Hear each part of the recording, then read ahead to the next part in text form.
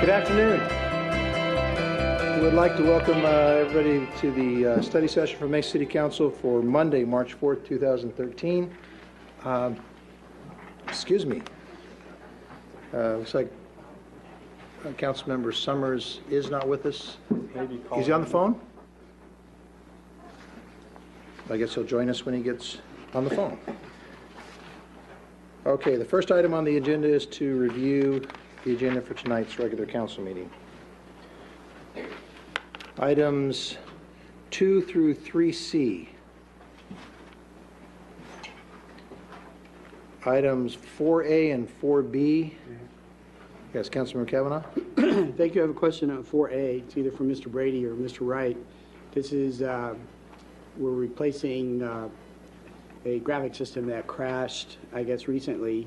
And I know that from a number of tours that I've done with Channel 8 that our equipment is, Channel 11 is, I do it all the time, that the equipment at Channel 11 is as much as 20, 25 years old, and that I'm wondering, what are we doing in terms of plans for upgrade and replacement of equipment such as we have here? Thank you. Mayor, Councilmember Kavanaugh, yeah, our equipment in Channel 11, it's pretty antiquated, and we're working with, as part of our budget process, at least, we are putting together kind of an overview so we can update the city manager on where we are. Yeah, I think just to add to that, we've asked Stephen to put together kind of a multi-year plan so we can kind of see what's coming up, right? Yes, absolutely. Yeah, we have a 5-year kind of a strategic plan to put it out over that period of time. And the issue, particularly with this system, the Chiron system that we're talking about, is it not only provides the character generation and the graphics that you see on the Channel 11 that talks about what agenda item is, what the city council is, who's speaking, but that is also critical in the archiving because we are the public archiving of those meetings. And so because we don't have the Chiron, when somebody goes out to access that, it's very confusing because they won't know what agenda item is on, and so it's really critical for our transparency and being able to provide ease of access to those public files. And I look forward to seeing the overview of the equipment. Again, I know that you have wizards at Channel 11 that keep the place running, and the one sitting right next to you, and that I think people are amazed at the extent of programming. I think you do more programming than any other similar Channel 11 station in the Valley.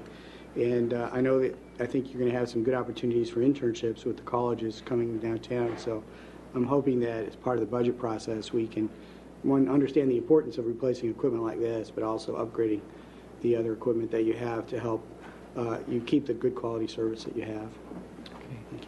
Thank you. Thank you. I will say this one thing about our Channel 11, and Glenn and his crew does an incredible job in putting out original programming with the staff we have. I know other cities have staffs that are much larger, and we do produce more original programming than I think any other, and as a one-time, a couple years ago, even more than Phoenix, who had a much larger staff.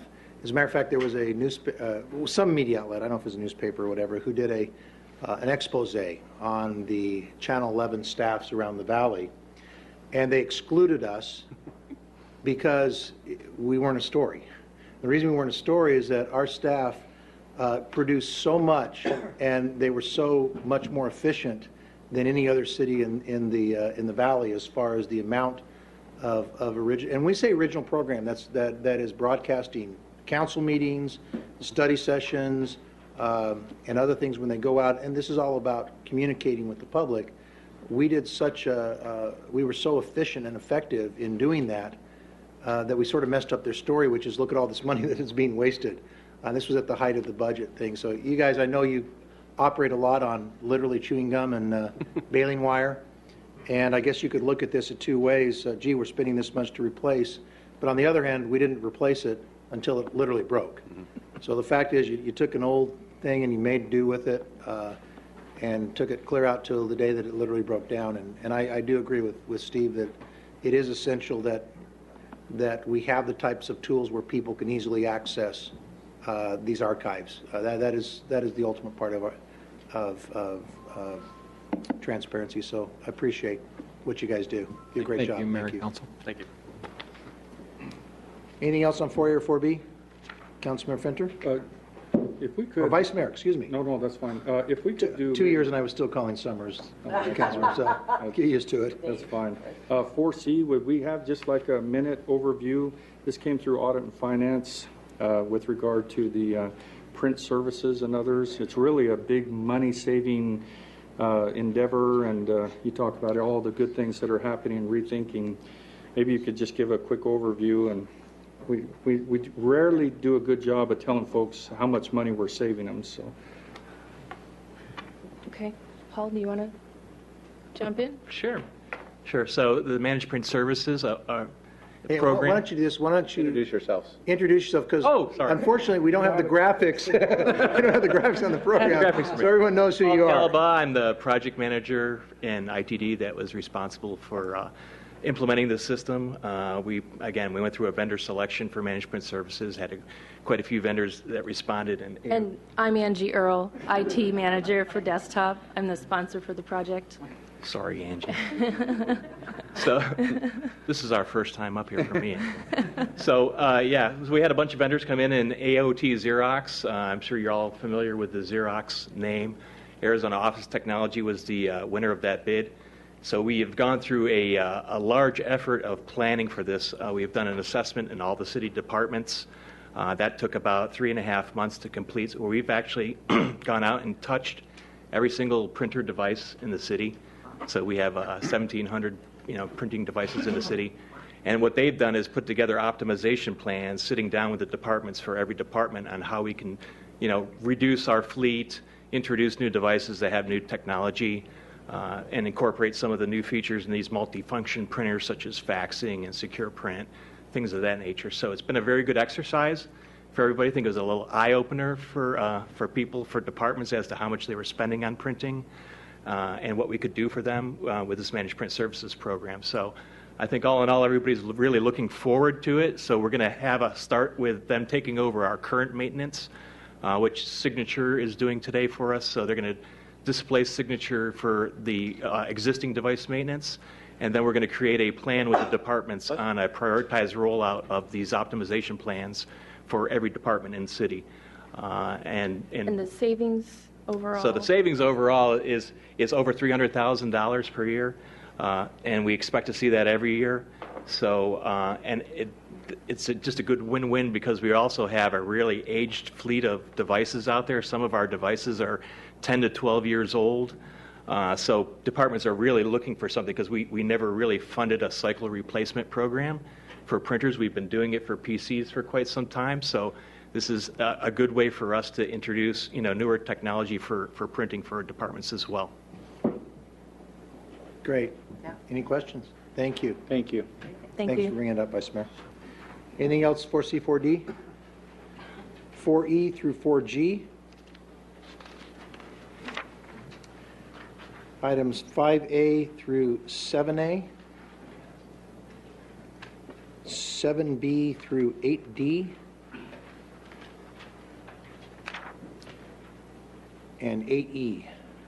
Mayor, if I may, on item 8E, I Mr. did Wade, leave at your place an additional piece of information connected with item 8E, the rezoning out on this parcel at Sossaman and McKellips. It was part of the Planning and Zoning Board approval and the companion to the case steps. We didn't get it into your packet that you got on Ledge Star previously. It was sent out earlier today, but just so you had a hard copy. And again, this reflects what was approved by the Planning and Zoning Board. Okay, thank you. All right. The next item is a presentation, discussion, provide direction, and request to expand the service area of NEDCO's Business Development Loan Program. Good evening, Mayor, Council. Tammy Albright I'm the Director of Housing and Community Development, and this is Terry Benelli. She is the Director of NEDCO, or Neighborhood Economic Development Corporation. The reason we're here this evening is to request to modify their contracts to expand their service area for their business development loan program that they have in conjunction with the City of Mesa. The current area is just the original square mile. So it's pretty limited. We currently have 2 contracts with them where they can spend up to $50,000 per business. They also provide technical assistance. We're not proposing any other changes to these contracts other than the service area. The goals would remain the same as outlined in the 2 original contracts. Those contracts were one that was awarded in 08-09 for $225,000. The other one was in 10-11 for $177 plus. We've only been able to do 4 business loans with these 2 contracts in the total of 160. Nedco's indicated that it has become difficult qualifying the businesses in such a limited area and with the light rail coming through. Nedco is also a registered community development financial institute, or a CDFI, in which they do loans through U.S. Treasury. They can issue loans in any low to moderate area through that program, but they focus primarily in Mesa. In contrast, same amount of time, they were able to do 37 loans at almost $1 million, just by expanding the area just slightly to where you see on the map of the blue and the pink area.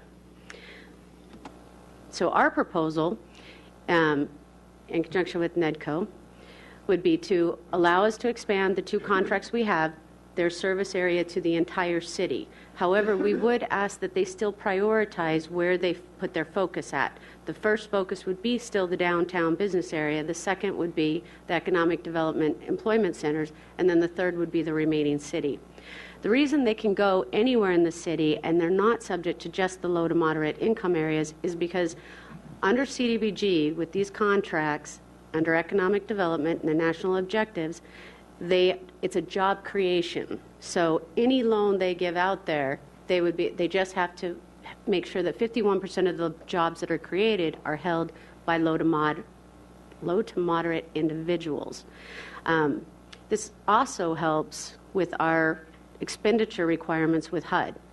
HUD doesn't really like any contracts sitting idle. They want to see that money flowing, and so it helps us with some of those expenditure requirements as well. One of the other reasons we recommended the full city was there's areas around Fiesta Mall that are not in low to mod areas, but definitely could use some assistance. Before you go, I'm sorry. Yeah, Mayor. Councilmember Higgins. Thank you. The blue things, can you tell me what the difference between a LMI block group is and a census tract? Because that's the first time I've seen the blue. The blue, jump in here if I get this wrong, but the entire census tract, when it's considered a block, qualifies for 51% low to moderate individuals' incomes. Whereas when they take it down to a tract, there's a large enough tract or neighborhood in there that would qualify for low to moderate income levels. But if you take the entire tract together, it wouldn't qualify. So those are areas that still qualify, but they're just not large enough to be the whole tract. And I believe that some of those blue areas have a lot of commercial or retail space in them, and usually the low to mod has to do with the income level of residents. So those areas have predominantly businesses in them. So how does that, the big pink area that includes Falcon Field-ish, north of Falcon Field, how does that end up in a low mod income census tract when there's no houses in there? Or if there are, there's like 3. No, there's not. So the income levels of the homes that are in there would qualify. So they could be on retirement incomes, so I imagine? I thought in that area. Okay, so this is what's confusing. I swear you just said the opposite. I don't think that there's businesses located in that pink area up by Falcon Field. I think there's actually residents that are located there. It's not predominantly business, it's predominantly residential that are. Well, for instance, Williams Gateway, there's House of Refuge. Right. That would, then those are the one on only Falcon homes. Field goes clear over to Wrecker. Yeah, there's no houses. Oh, Wrecker, Sure it picks up between that. Higley and Wrecker, Between there's- Higley and yeah. Wrecker, a lot of retirement communities. Yeah. But the question is, I thought you said the blue area was predominantly businesses with little census tract. No, I'm it's, getting confused. the blue areas are a defined neighborhood that would qualify for low to moderate income levels in of itself, but within the whole tract, if you took the entire tract, the tract itself would not qualify. So they take it down a little bit, but it's still large enough area that they So even though there might not be houses, if it's a census tract per the definition, which is some other definition somewhere else, there's government census tracts, right? I get it. So there's another definition. We're just trying to maximize every opportunity. Right. Whether Yeah. it qualifies for the whole tract Or or a But the word- subset of that. The word tract means something, and there's a definition across our Yes. city of tracts. Yes. So is what I'm hearing is that, if we expand to the whole city, we pick up all these other things in both pink and blue, And all the white. and all the way. Yes. Okay, so is there any part of the city then, if we take in all the city, that seems to be all-inclusive? It is. That's So it the doesn't great- matter whether it's pink or blue? Right. That's what you're saying? The Okay. pink or blue is where NEDCO is held to for the U.S. Treasury loan program they have. Yeah. And we just showed that into comparison, that just by expanding just that little bit, look at the difference in the loan activity. Whereas if we could Yeah, say. the if we entire wanted to city- limit it to those areas, we still expand the area, 10, 12-fold? Oh, sure.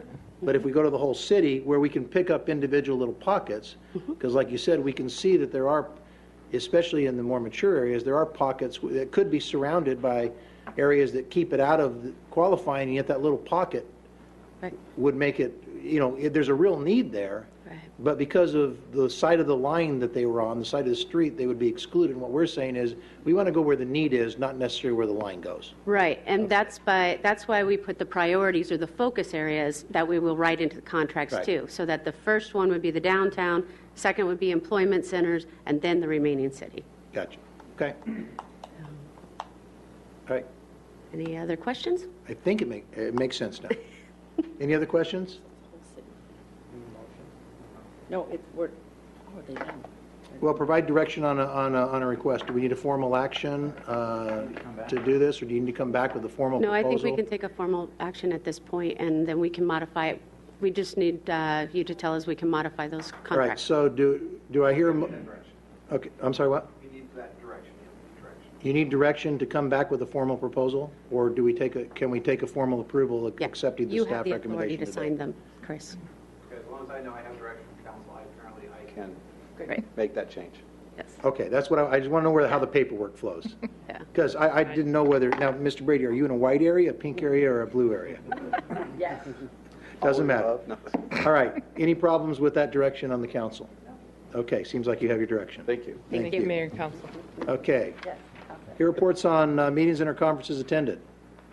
Any reports? I had something on Saturday. Had the great pleasure to attend and watch, not participate in. I won't take credit for that.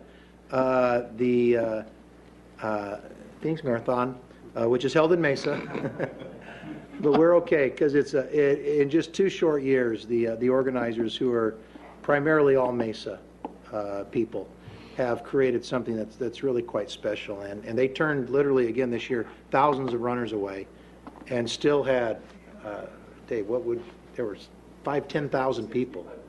6,500 runners, which means at a given time at Riverview, there was probably over 10,000 people hanging around the finish line.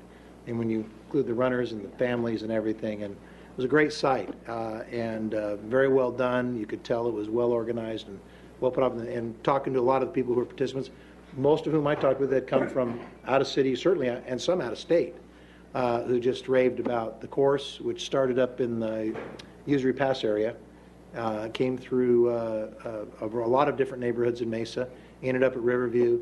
And there were 3 different races that went on, a marathon, half marathon, and a 10K. And just congratulations to them for creating a great event.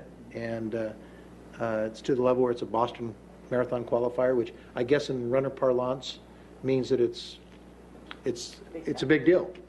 So congratulations to those organizers, and we look forward to more success in the future, even maybe finishing there at Riverview or across the street in the new Riverview Park, stadium, whatever.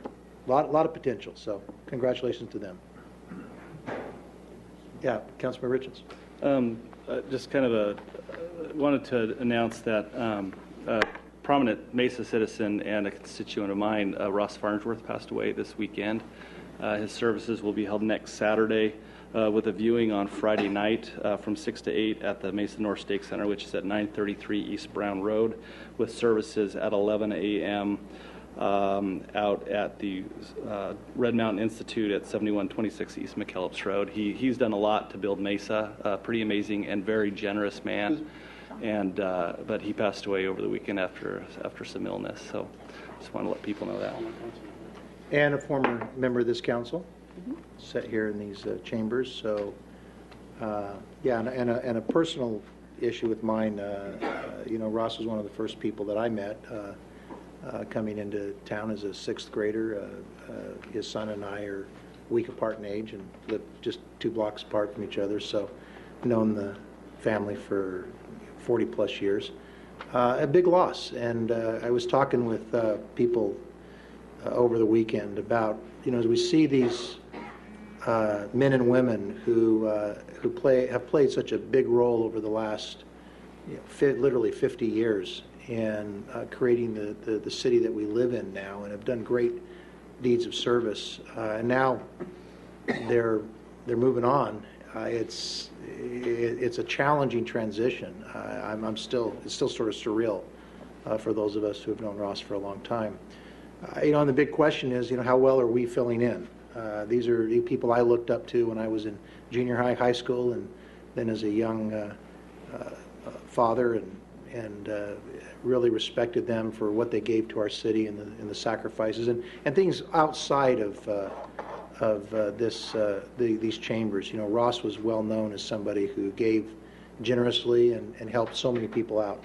I remember an article that Vi Sikahema, if you know Vi, he moved with his family from Tonga and settled in and became a football star at Mesa High and then BYU, and then played in the NFL for both the Philadelphia and the Cardinals here. And he talks about how when his family came in, they were literally almost penniless, knew virtually nobody, and I can't remember how they became connected with Ross. But Ross has been a developer and has several retirement communities around here, and he figured out how to help people help themselves. And what Vi tells a story about how what he did is he got his family performing their Polynesian program at his retirement communities. Now, my guess is that the residents of that community probably saw a few more Polynesian shows than they really bargained for. But Vi says that that's what saved his family, and it was obvious that Ross was giving them an opportunity and overpaying them, and that's just the kind of guy he was. He looked for ways not only that he could give a handout, but he could create opportunities for people. And there was a lot of Ross Farnsworths in this community. He just happens to be the one right now we're focusing on because he meant so much to us as a city and to me personally. And I know Alex has known him for quite a long time, for a long time. And so, it's a sad day in Mesa. But on the other hand, it gives us a chance to look back and see all the great contributions we make. I think that every time I go to, and we're acting on something today with the Oakland A's. I hope people, when they realize, when they go to Hohokam, that they understand, and maybe it's a little bit difficult to understand when you see the name Dwight Patterson, and you look at the history of the Hohokams, and you look at the pictures on the wall, that the people who have been builders of this community for such a long time, and who have given so much, and really given us the opportunities we have today. And Ross was one of those people. So thanks for bringing that up, Council Member. We look forward to being able to give our respects, and our thoughts and prayers are with Farnsworth family, and hopefully, we won't forget the great contributions, and we'll try to emulate more of what they gave. So thank you. Mr. Brady. Oh, yeah, Councilmember Higgins. Yeah. Look right ahead. I just have a point of personal privilege. Today, I want to wish my youngest, Sean, a happy 20th birthday. I no longer have teenagers at home, which means something, but I'm not unwilling to share what that means. I'm getting older. Thank you. I'm resisting any temptation to make any comment whatsoever on that. I'll just turn over to Mr. Brady and Thank you. be safe. All right, so this is a fun weekend in downtown Mesa. This Friday will be the second Friday night out in downtown Mesa from 6 to 10. a free event with live bands and food and entertainment. So we invite everybody to come down and enjoy the festivities. Then this Saturday, March 9th, is Mesa Rocks Block Party. That's from 2 to 10 p.m. Main Street will be closed off to traffic from Center to Robeson. So we invite all the families to come down, enjoy the activities. There'll be activities for kids, music. So we invite everybody to come down for that. And just a reminder, council, our next study session will be this Thursday, March 7th at 7:30 a.m. Okay. Thank you. Thank you. There's no further business. I have a motion to adjourn, Councilmember Glover, second Councilmember Higgins. All in favor say aye. Aye. We are adjourned. Thank you.